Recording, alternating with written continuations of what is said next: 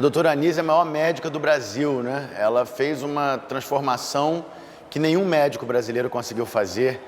Ela transformou o brontossauro da psiquiatria agressiva no beija-flor da emoção de lidar, né? Ela pega uma psiquiatria que dava choque nas pessoas, que tratava as pessoas com drogas em altíssimas doses, que trancava os malucos dentro dos hospícios, e ela transforma essa psiquiatria num método de melhoria da saúde, né? Num método de desenvolvimento da mente, desenvolvimento da personalidade, desenvolvimento do ser humano. Ela, como uma mulher, né, que revolucionou o seu próprio fazer num ambiente machista, patriarcado, também promovendo uma série de mudanças na própria história da psiquiatria e trazendo um elemento tão forte que é a arte, né? Como a arte pode ser esse canal para traduzir subjetividades, né? Nise, ela representa também uma força, é uma força feminina que as mulheres têm lutado há anos, mas principalmente uma força através da esperança e da empatia. Empatia que é algo natural, mas que pelo sistema a gente perdeu isso que é fundamental, se afetar pelo outro. Nise fala de afeto, né? Fala de amor como cura e tudo mais. Ela era uma pessoa que ela não se detinha no aspecto externo das pessoas, né? De ver a superficialidade, né? Ela dizia assim, eu não sou boba, eu quero procurar as riquezas que existem no mundo interno dessas pessoas. Ela fala que saiu da prisão com mania de liberdade, né? Então ela sempre disse que os ateliês eram espaços de afeto e liberdade, espaços de improvisação, né? Então esses pacientes com doença mental grave, com esquizofrenia, com psicose crônica, alguns deles presos há 20 anos, 30 anos, né? Eu tive pacientes que ficaram 58 anos presos, 48 anos presos dentro do Engenho de Dentro. Ela oferece um ambiente positivo, um estímulo, né, de acompanhamento, de colaboração, que ela chama de afeto catalisador, e o espaço da produção livre.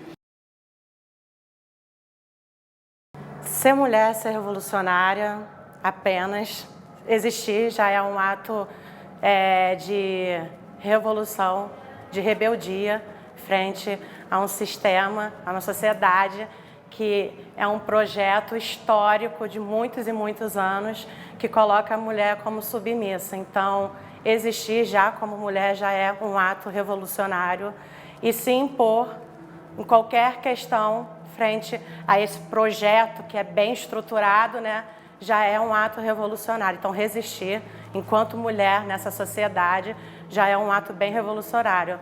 Mas Nise da Silveira apresenta isso pra gente. Nise era uma cientista, psiquiatra. Então, ser feminina é ser aquilo que a gente acredita ser e se impor com força, porque o sistema ele é muito bem estruturado e a gente tem que ter o pulso firme, largar um pouco dessa ideia, dessa construção do feminino, de uma mulher, da musa, e ser aquilo que a gente consegue ser, que é para sobreviver. A doutora Nise, com esse trabalho do Museu de Imagem do Inconsciente e o trabalho do Jung, né, a psicologia analítica, ela mostra que a estrutura básica da nossa mente, né, do nosso psiquismo, está organizada em mitos. Então ali tem o mito do dragão-baleia, né? Que são todas essas histórias onde aparece um dragão, onde aparece um bicho enorme, né? Uma grande serpente. Aí essa grande serpente vai e devora a pessoa, né? Devora o herói. Aí ela devora o herói passa por uma transformação e volta melhorado. É que nem o Pinóquio, né? A história do Pinóquio, que era o menino de pau, né? O boneco de pau que aprende a falar. E num determinado momento ele é engolido por uma baleia, passa um período dentro da baleia e ali ele se transforma, ele se ilumina, né? É da obscuridade mais profunda de onde vem a luz, né? A luz surge da obscuridade mais profunda. A psiquiatria nisiana ensina muito isso e as crianças vão sendo contadas essas histórias, né? Vão sendo narradas essas histórias que vão gerando justamente memórias, vão gerando estruturas, né? Para a criançada se desenvolver. Então, todos nós vamos ser engolidos por uma baleia em algum momento. Todos nós vamos ser engolidos por algum dragão em algum momento. E é importante que a gente saiba que isso faz parte da história, isso faz parte do nosso momento, como o Pinóquio, e aí se transforma, se modifica, renasce, né? Volta para a superfície e volta melhor. E assim a nossa atividade mental vai avançando, a nossa cabeça vai melhorando e a gente vai se desenvolvendo como dramas de rituais, né? Dramas rituais, histórias. Mito quer dizer em grego história. A palavra mito quer dizer história. Então os mitos são os primeiros computadores da nossa história. É como a gente armazenou as informações importantes sobre a nossa natureza, sobre a nossa comunidade, sobre a nossa origem. Então, os rituais e os mitos são as formas mais antigas de armazenamento de informação, de computador, né?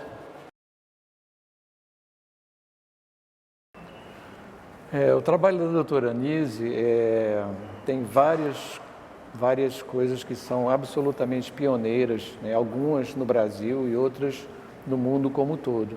A criação do Museu de Imagens do Inconsciente é uma dessas iniciativas pioneiras. Trata-se do primeiro museu no mundo destinado exclusivamente a esse tipo de coleção, ou seja, uma coleção de obras produzidas por pessoas internadas em hospitais psiquiátricos. O museu nasce dos ateliês de pintura e de modelagem que a Anise, junto com o artista Almir Mavinier, criou em setembro de 1946.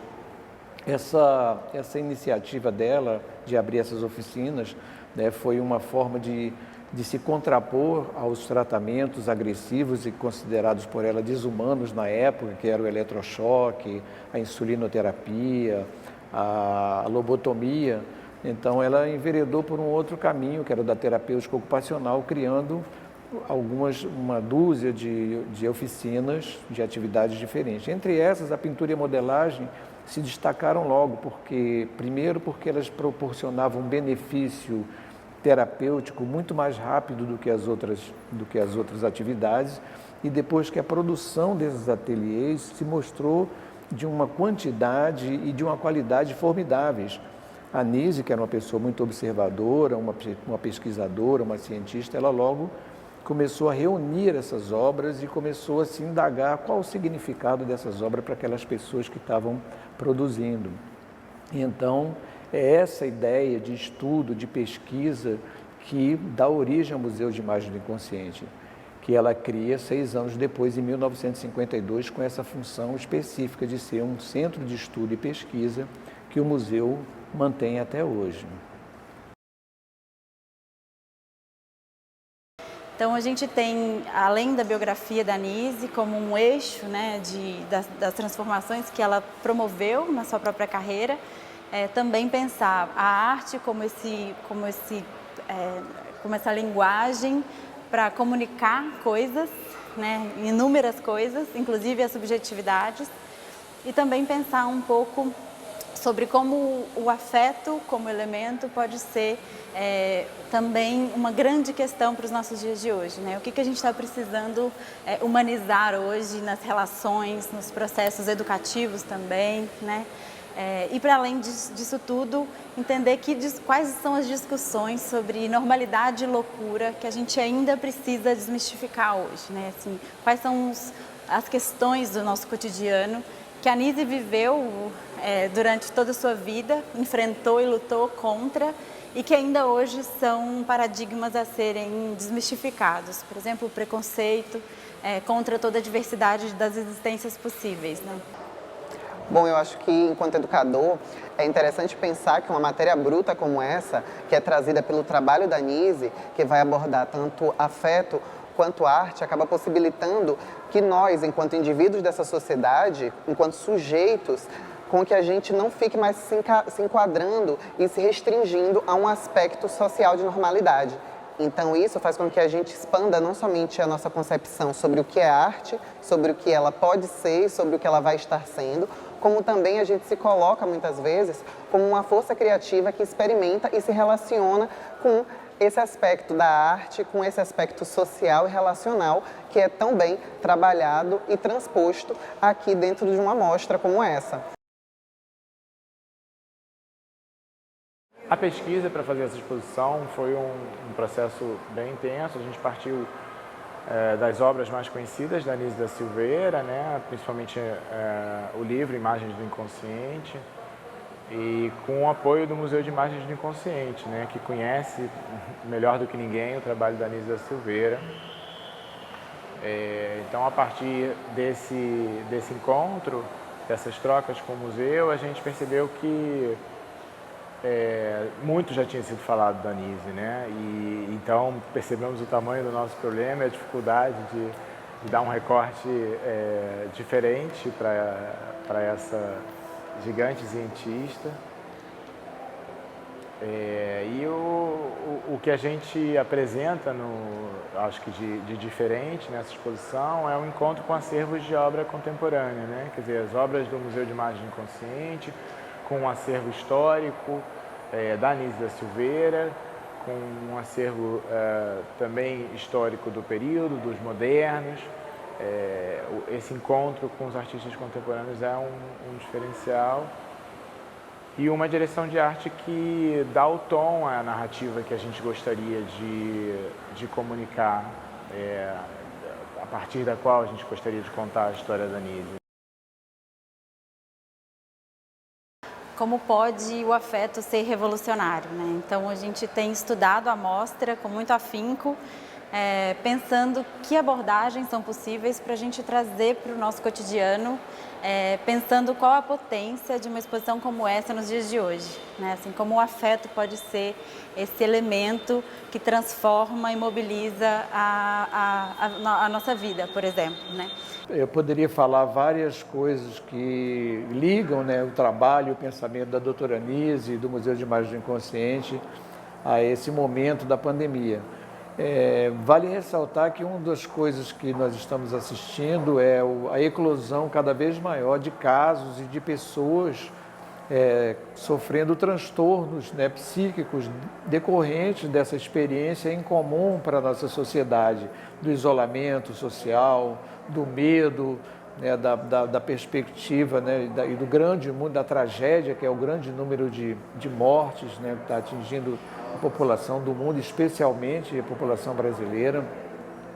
Então, nesse momento, fica muito claro quais são realmente os valores, aquilo que segura, né, vamos dizer assim, a estrutura do ser humano como um ser vivente dentro de um processo de natureza, de meio ambiente, né? E aí nós vamos voltar para aquelas coisas que são os princípios fundamentais da prática do Museu de Imagem do Inconsciente, ou seja, que é a criatividade, que é a liberdade, que é a possibilidade de expressar, né, suas angústias, seus medos, ter uma maneira de você poder desenvolver o seu autoconhecimento, né, ligado ao mundo.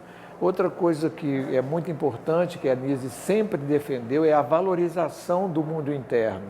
Ou seja, quando o mundo externo se desorganiza, né, o fato de você estar bem estruturado emocionalmente, né, e mais equilibrado, isso faz com que a sua resiliência seja muito maior. E a doutora Anísia, ela teve esse insight muito importante, trabalhou com o Carl Jung na Suíça, onde ela vê que a arte, a cultura, a dança, o teatro, a música, o desenho, a pintura, a história é para o desenvolvimento humano, né? Para desenvolver as pessoas, para ajudar elas a viver melhor, a sentir melhor, a pensar melhor.